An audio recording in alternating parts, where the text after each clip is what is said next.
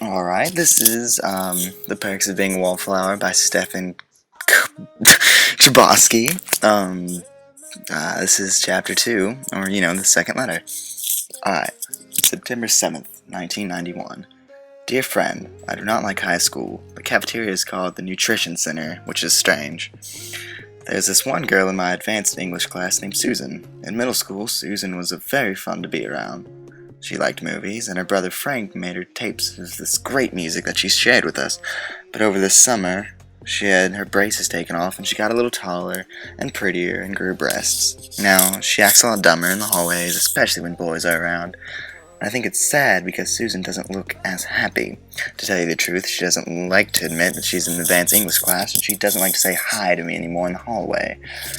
When Susan was at the guidance counselor meeting about Michael, she said that Michael once told her that she was the prettiest girl in the whole world, braces and all. Then he asked her to go with him, which was a big deal at any school. They call it going out in high school. And they kissed and talked about movies, and she missed him terribly because he was her best friend. It's funny too, because boys and girls normally weren't best friends around my school, but Michael and Susan were. Kind of like my Aunt Helen and me. My Aunt Helen and I. That's the one thing I learned this week. That's more consistent punctuation. I keep quiet most of the time, and only one kid named Sean really likes to notice me. He waited for me after gym class and said really immature things like I was going to give me a swirly, which is where someone sticks your head into the toilet and flushes it to make your hair swirl around. He seemed pretty unhappy as well, and I told him so. Then he got mad and started hitting me, and I just did the things my brothers taught me to do.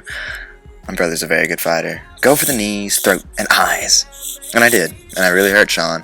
And then I started crying, and my sister had to leave her senior honors class and drive me home. I got called to Mr. Small's office, but I didn't get suspended or anything because a kid told Mr. Small the truth about the fight.